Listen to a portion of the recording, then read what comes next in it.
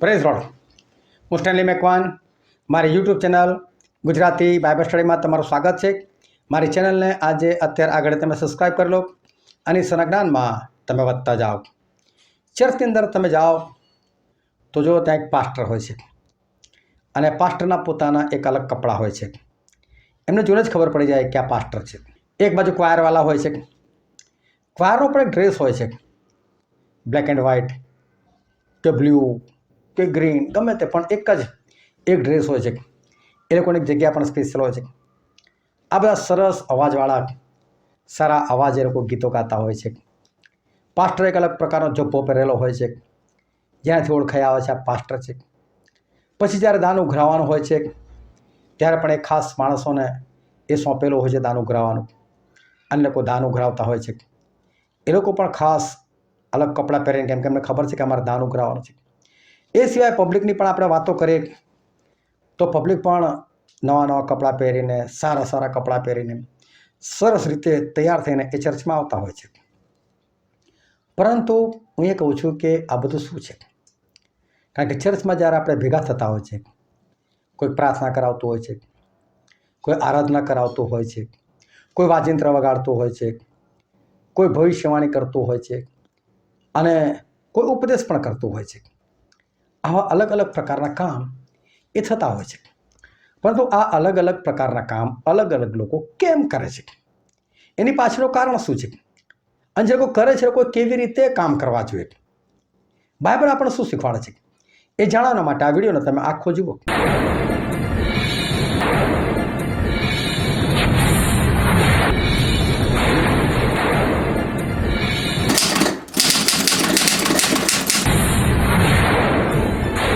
આજે છે તારીખ 18 ડિસેમ્બર 2025ની સાલ, અને રોજે રોજ વોટ્સએપ પર જે સવાલો પૂછવામાં આવે છે એનો આ એક વિડીયો છે. અને જે પ્રશ્નો પૂછવામાં આવે છે એની નાનકડી સમજૂતી આ રીતે આપવામાં આવે છે. આજનો પહેલો પ્રશ્ન છે, કોના દ્વારા સર્વ મરે છે તેમજ કોના દ્વારા સર્વ સજીવન થશે? અને એનો જવાબ છે આદમ અને ખ્રિસ્ત. અને પહેલો કોરિન્થી 15મો અધ્યાય અને 22મી કલમ હું તમને વાંચીને બતાવું. કેમ કે જેમ આદમ દ્વારા સર્વ મરે છે તેમજ વળી ખ્રિસ્ત દ્વારા સર્વ સજીવન થશે. બાઇબલનું વચન એવું કહે છે, આદમ દ્વારા સર્વ મરે છે અને ખ્રિસ્ત દ્વારા સર્વ સજીવન થશે. આદમ દ્વારા સર્વ મરે છે એટલે આદમથી પાપ આવ્યું ને, પાપના કારણે મોત આવ્યું, અને એના જેટલા બી વંશજો પેદા થયા બધા પાપમાં જ પેદા થયા. કારણ કે બીજે જ પાપી થઈ ગયું એટલે બધા પાપમાં જ પેદા થયા, એટલે દરેકમાં મોત આવી. બધું પ્રભુ ઈસુ ખ્રિસ્ત આવ્યા તો પ્રભુ ઈસુ ખ્રિસ્ત દ્વારા સર્વ સજીવન થશે, એટલે કે બધા જીવતા થશે. એટલે પ્રભુ ઈસુ ખ્રિસ્ત દ્વારા જીવતા થવું એટલે શું? તો એફેસીઓનો પત્ર તેનો 2 અધ્યાય તેની 1 કલમમાં એવું લખેલું છે કે તમે પાપોમાં મોયેલા હતા ત્યારે તેણે તમને સજીવન કર્યા. એટલે પાપોમાં હોવું ને એટલે મરેલા હો, અને સજીવન થવું એટલે દેવનો આત્મા એટલે કે પવિત્ર આત્મા તમારી અંદર આવો.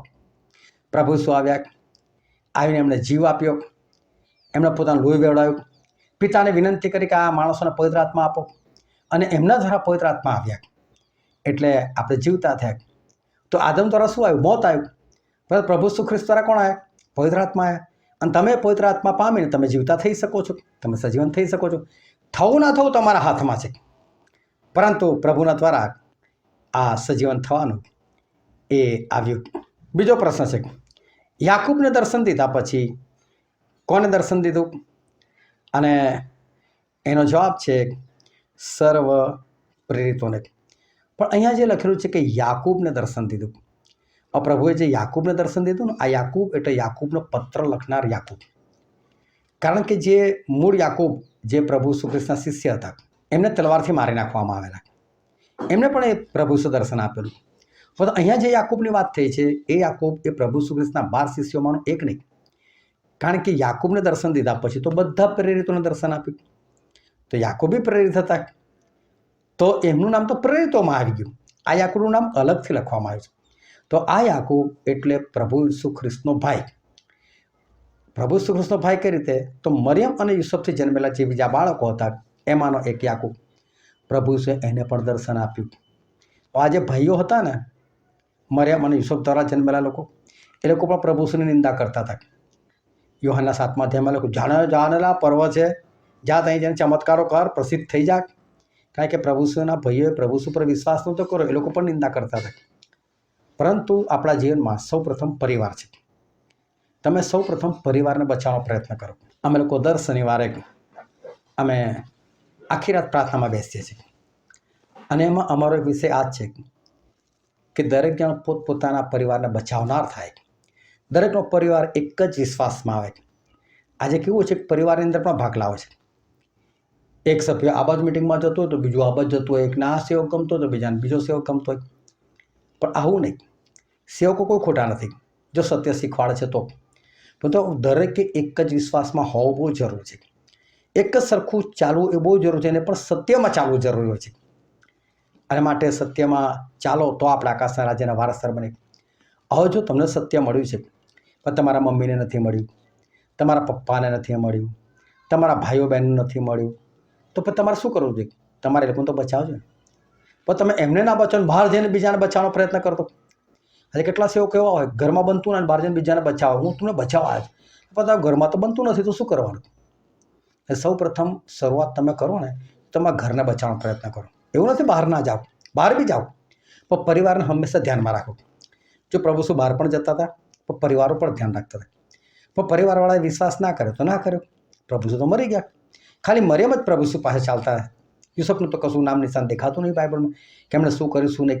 હશે પણ એ શરમાશે કંઈક એમને ખબર હતી, પણ તેમનું કોઈ લખાણ નથી. પરંતુ ભાઈઓ નહોતા માનતા એ વાત લખેલી છે. તો પ્રભુ શું ભલે એમના જીવતા જીવ લોકોએ ના માન્યું ને તો મરીને સજીવન થયા ને પછી યાકૂબને દર્શન આપે, એ યાકૂબ હું જીવું છું, હું જ ખ્રિસ્ત છું. અને એ યાકૂબને તમે ખરેખર. અને યાકૂબ પોતાના ભાઈને પ્રભુ કહેવા લાગ્યા.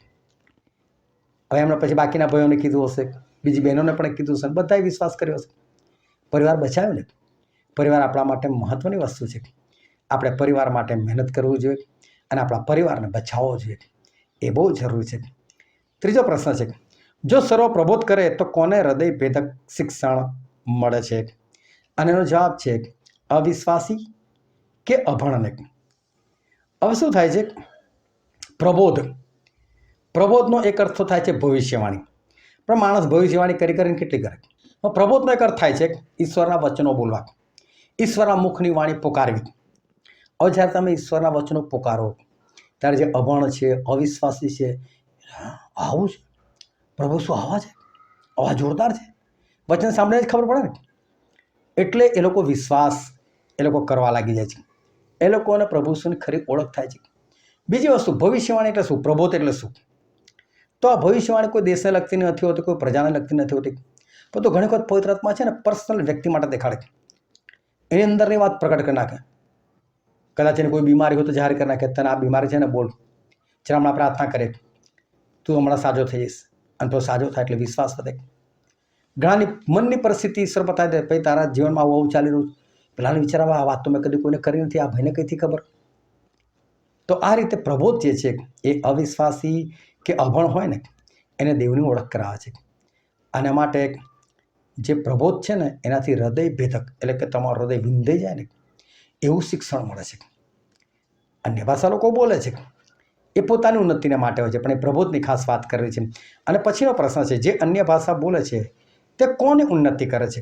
અને એનો જવાબ છે પોતાની ઉન્નતિ. અન્ય ભાષા જે છે એ પોતાની ઉન્નતિ માટે છે. વર્ષો પહેલાં 50માના દિવસે જ્યારે પવિત્ર આત્મા ઉતર્યા ત્યારે બધા લોકો અન્ય ભાષા બોલવા લાગ્યા. અને બધા લોકો અન્ય ભાષા બોલવા લાગ્યા. પણ એ પરિસ્થિતિ તમે સમજો અને પ્રેરિતોના કૃત્યો 2 અધ્યાય એ તમે ખાસ ધ્યાનથી વાંચજો. એ વખતે છે ને પર્વ પડાતું હતું, 50માનું પર્વ. અને એ પર્વ પાળવા માટે આખી દુનિયામાંથી વિખેરાઈ ગયેલા જે યહૂદીઓ હતા ને એ બધા ત્યાં આવેલા.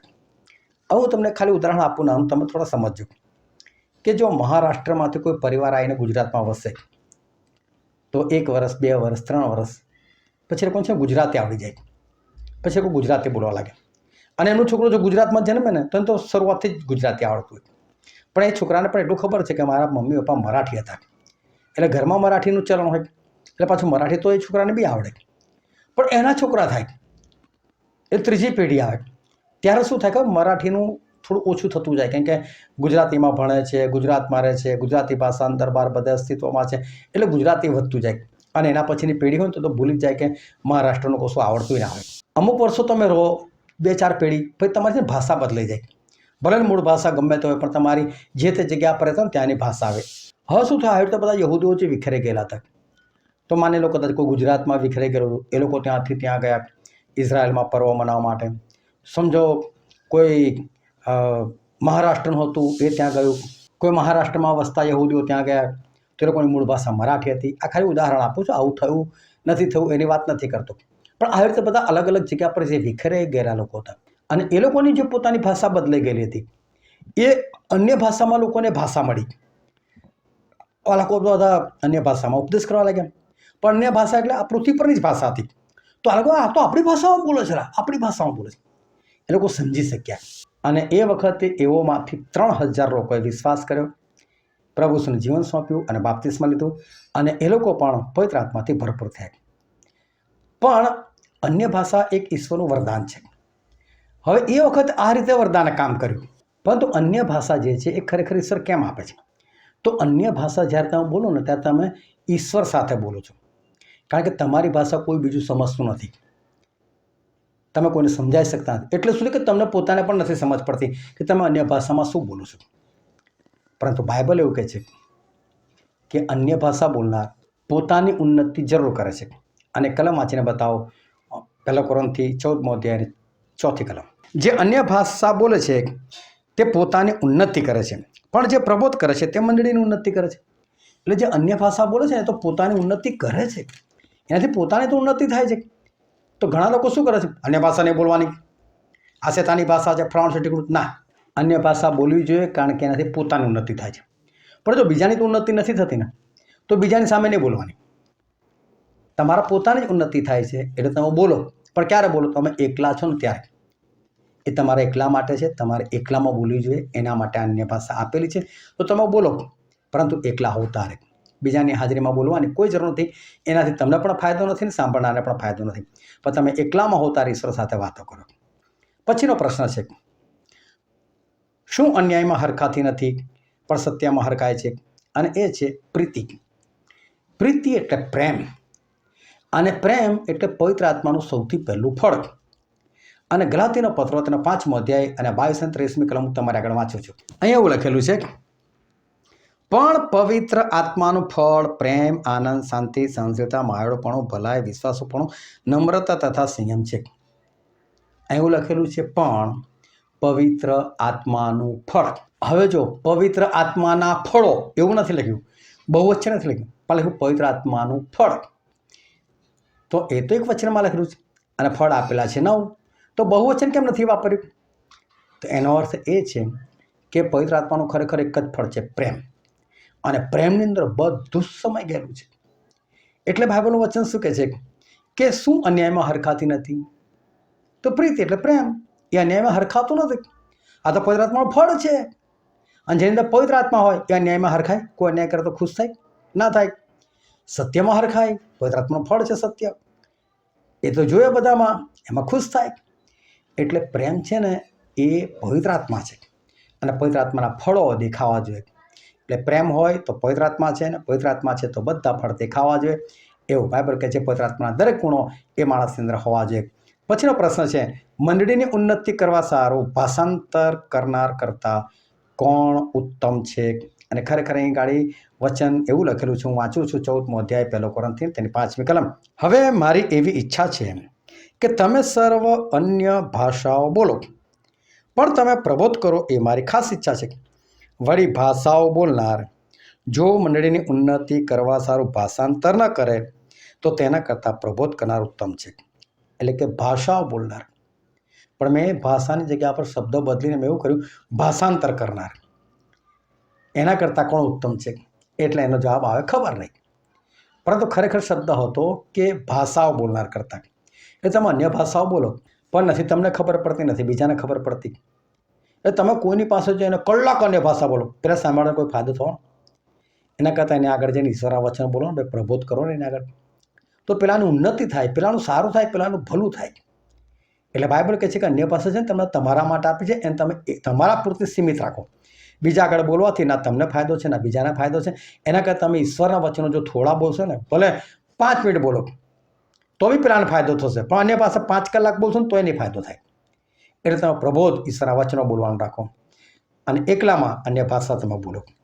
પછીનો પ્રશ્ન છે, જ્યારે તમે એકઠા થાઓ છો ત્યારે સગડું સાને સારું થવું જોઈએ. મેં વિડીયોની શરૂઆતમાં જ કીધું કે ચર્ચની અંદર પાસ્ટર એના ખાસ કપડાં, ક્વાયર એના પણ ખાસ કપડાં, ખાસ જગ્યાએ લોકોને કારભારીઓ સરસ કપડાં પહેરીને આવે, વિશ્વાસીઓ પણ સરસ કપડાં પહેરીને આવે.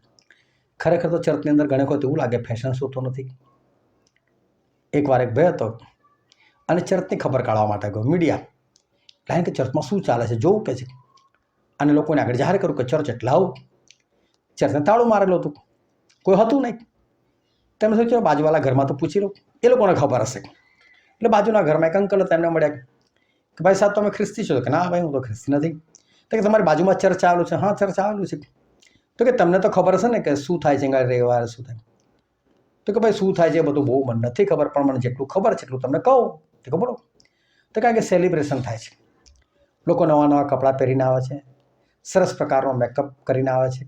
જે ધનવાન જેવા દેખાતા હોય છે એ લોકોનું અલગ ટોળું હોય છે, જે ગરીબ જેવા દેખાતા હોય છે એની સાથે કોઈ વાત નથી કરતું હોતું. અહીં બર્થડે મનાવવામાં આવે છે, પાર્ટીઓ કરવામાં આવે છે, આવું બધું મને ખબર છે. હવે વિચાર કરો કેટલી ખરાબ છાપ ગઈ. આવું ના હોવું જોઈએ. બાઇબલ વંચાય છે, પ્રાર્થનાઓ થાય છે અને ત્યાં ગીતો ગવાય છે. આ દેખાડાને સારું ના હોવું જોઈએ. પારા સરસ કપડાં હોય, એક સરખો ડ્રેસ હોય, બધો એ લોકો પણ બધા સામે અમારો રાગ સરસ છે એટલે અમે ગઈએ છીએ. તમારા રાગથી છે ને ઈશ્વરને કોઈ લેવા દેવા નથી. તમારો રાગ બેસુરો હોય ને તોય પ્રભુને ગમશે, જો તમે આત્માથી અને સત્યતાથી ગાશો ને તો. એકવાર એક મિટિંગની અંદર ગયેલો અને એક બહેનને બોલાવવામાં આવેલા, અને એ બહેન લોકોને વાજિંત્ર શીખવાડનાર બહેન હતા અને લોકોને ગીત ગાતા શીખવાડનાર બહેન હતા. અને એમણે આવીને ત્યાં સરસ ઉપદેશ કર્યો કે તમે ગીત ગાઓ ને તમારે નીચા સુરથી ઉપાડવાનું, એટલે આગળ જતાં ગીત ઊંચું જશે ને તો તમને વાંધો નહીં આવે. આ રીતે ગાવાનું, પેલી રીતે ગાવાનું, એટલે ગાતા શીખવાડ્યું. અને મને એવું લાગ્યું કે આપણે શું આવું બધું સમજીને ગાવાનું? તમે આત્માથી ગાવા જાઓ ને તો પછી સમજીને ગવાય જ નહીં. અને એના પછી આદિવાસી લોકો આવેલા હતા અને એ લોકોનું એક આરાધનાનું ગીત હતું. એ લોકો તો કઈ ભાષામાં ગીત ગયું ને જ મને ખબર ના પડી, પરંતુ લોકો એમની ગામઠી ભાષાની અંદર જે નાચી કૂદીને એ લોકોના વાચન પ્રમાણે જે ગીત ગયું, બહુ મજા આવી ગઈ, જોરદાર. ના તો લોકોના કપડાં ઠેકાણા હતા, ના એ લોકોના ચહેરાના ઠેકાણા હતા, પણ આરાધના જોરદાર. અને એ ગમ્યું. અને એક ભાઈ તરત કોમેન્ટ કરી કે જો પેલા બેન આવું શીખવાડીને ગયા, આ લોકો શું કોઈ જગ્યાએ શીખેલા છે? પણ કેવી આત્માથી આરાધના કરી? મેઇન વસ્તુ આ છે, આત્માથી અને સત્યતાથી આરાધના કરવી. એટલે બાઇબલ એવું કહેવા માગે તમે ચર્ચમાં જે કંઈ કરો ને એ ઉન્નતિને માટે હોવું જોઈએ, દેખાડાના માટે ના હોવું જોઈએ. આ તો મધ્યસ્થની પ્રાર્થના, એટલે લાંબી જ હોય એટલે લાંબી જ કરે, કંઈથી બધું શોધી લાવે, એનો કોઈ અર્થ નથી. અને યોગ્ય રીતે થાય, લોકોની ઉન્નતિના માટે થાય એ જરૂર છે, ના કે લોકો કંટાળી જાય, એવું ના હોવું જોઈએ. પછીનો પ્રશ્ન છે, શાનું દાન હોય તો તે લોપ થશે? અને છે ભવિષ્ય પાકવાનું. ખાલી ભવિષ્ય પાકવાના દાનની વાત નથી, પરંતુ જેટલા બી કૃપાદાનો છે ને પવિત્ર આત્મા, બધા ખલાસ થઈ જશે. ચમત્કાર કરવાનું દાન, એ પણ એક દિવસ ખલાસ થઈ જશે. તમે મરો એટલે તમારું ચમત્કારનું દાન ખલાસ, તમારું ભવિષ્ય પાકવાનું દાન ખલાસ, અન્ય ભાષા બોલવાનું દાન ખલાસ, ભાષાંતર કરવાનું દાન ખલાસ. અરે છોડો, ચલો મોત નથી આવ્યું, પણ આપણે સ્વર્ગમાં પહોંચી ગયા પછી આ દાનની કોઈ જરૂર? ત્યાં કોઈ બીમાર પડશે કે આપણે સાજા પડવાના દાનની જરૂર? ત્યાં શું અન્ય ભાષા બોલવાની જરૂર છે? ત્યાં ભાષાંતર કરવાની જરૂર છે? ત્યાં કોઈ પણ દાનની જરૂર ખરી? ના, કોઈ પણ દાનની જરૂર નથી. એનો મતલબ કૃપાદાનો જે છે ને એટલા મહત્વના નથી જેટલા પવિત્ર આત્માના ફળ મહત્વના છે.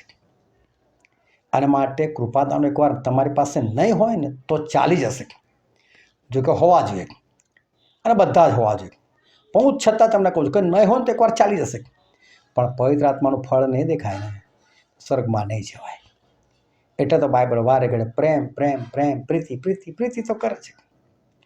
એટલે કૃપાદાનો જતા રહેશે પણ પ્રેમ નહીં જાય, એ તો સ્વર્ગમાં પણ રહેશે. તો પછી એની પાછળ ના પડે, ફળની પાછળ પડો. પછીનો પ્રશ્ન છે, સર્વથી છેલ્લે મને એટલે કે પાઉલને કોનું દર્શન થયું? અને એનો જવાબ છે ખ્રિસ્તનું દર્શન. હવે પાઉલ એવું લખે છે સૌથી છેલ્લે અકાળ જન્મ્યો હોય એમ મને ખ્રિસ્તનું દર્શન થયું. એટલે પાઉલ પ્રેત એવું કહેવા માગતા હતા સમયસર મને થવું જોઈએ. મને ઈશ્વરે વહેલો કેમ ના તેડ્યો? મને ઈશ્વરે વહેલું કેમ ના દર્શન આપ્યું? હું વહેલો વિશ્વાસમાં ના આવી જતો. હું મારી પોતાની વાતો ખ્રિસ્તી કુટુંબમાં જન્મેલો, મારા પપ્પા સરસ વિશ્વાસી આત્મિક એવા, એ પણ મિટિંગો કરતા હતા, મિટિંગો ચલાવવા માટે જતા હતા, ઈશ્વર એમનો પણ ઉપયોગ કરતા હતા, જોડે જોબ પણ હતી એમની, ઘણું બધું સારું હતું. અને અમને પણ એ જ રીતે ઉછેર કર્યો. પણ છતાં હું પ્રભુમાં નહોતો. વચ્ચેનું જ્ઞાન હતું પણ જે રીતે ચાલવું જોઈએ એ પ્રમાણે તો ચાલતું. કેટલી વખત મેં ઈશ્વરને જીવન સોંપીને પાછું લઈ લીધું. પરંતુ જ્યારે હું 33 વર્ષનો થયો, 5 મહિના ઉપર વીતી ગયેલા અને 6 દિવસ થયા, એ સમયે મને ઈશ્વરનું દર્શન થયું, મને ઈશ્વરનો છુટકારો મળ્યો અને મેં ઈશ્વરને જીવન સોંપ્યું ખરા અર્થમાં. અને ત્યાર પછી મને બહુ પસ્તાવો થયો. આટલો મોડો ઈશ્વરમાં આવ્યો. 33 વર્ષ 5 મહિના 6 દિવસ ગુમાવી નાખ્યા. ઈશ્વર હું નાનો હતો ત્યારથી વિશ્વાસમાં આવી ગયો તો કેટલું સારું. પ્રભુ ત્યારથી તમે મારો ઉપયોગ કર્યો તો કેટલું સારું. હું કેટલા બધા આત્મા જીતીને લાવત. આજે પણ મને એ વસવસો રહી જાય છે. તો વહેલો વિશ્વાસમાં આવી ગયો તો કેટલું સારું, વહેલો વિશ્વાસમાં આવી ગયો તો કેટલું સારું. અને જેટલા ખરેખર વિશ્વાસમાં આવે છે ને એ દરેકને આવું થાય છે. પણ જો કોઈને એવું નથી થતું ને તો સમજી લો કે એને ખરેખર વિશ્વાસ છે જ નહીં પ્રભુ પર. હજુ ખરેખર એને જીવન સમર્પિત કર્યું જ નથી. પાઉલને આ વાત નડે છે. સૌથી છેલ્લા કાળ જન્મ પ્રભુ મને સૌથી છેલ્લા દર્શન આપ્યું. ઓ પ્રભુ, તમે વહેલી મને ઓળખ કરાવી દીધી તો કેટલું સારું. આ થવું જોઈએ. અને પછીનો છેલ્લો પ્રશ્ન છે, કોને ખ્રિસ્તના આવવાની વેળાએ સજીવન કરવામાં આવશે? અને એનો જવાબ છે, જેઓ ખ્રિસ્તના છે. આ પુનરુત્થાનની વાત છે. અને પુનરુત્થાન છે ને ક્રમ પ્રમાણે છે. એમાં પહેલો ક્રમ પ્રભુ ઈસુનો, અને ત્યાર પછી જ્યારે પ્રભુ ઈસુ આવશે ને એ સમયે બાકીના બધા જે લોકો પ્રભુમાં હતા એ બધા જીવતા થશે. પ્રભુમાં નહોતા એ લોકો નહીં. મૂલામાંના જે લોકો બાકી રહ્યા તે લોકો એ 1000 વર્ષ સુધી જીવતા ના થયા. એટલે પુનરુત્થાન જે છે એ પ્રભુ ઈસુના આવવાના સમય છે. એમનું પોતાનું થઈ ગયું અને બીજું આપણા બધાનું એક સાથે થશે. પણ એ જ્યારે આવશે ને ત્યારે. અને માટે એ દિવસથી તમે રાહ જુઓ, તૈયાર રહો કે તમારું પુનરુત્થાન સ્વર્ગના માટે થઈ શકે. તો આ રીતે 10 સવાલ પૂછવામાં તમે આમાં ભાગ લઈ શકો છો, બીજાને ઉમેરી શકો છો. ઈશ્વર તમને આશીર્વાદ આપે. આમેન.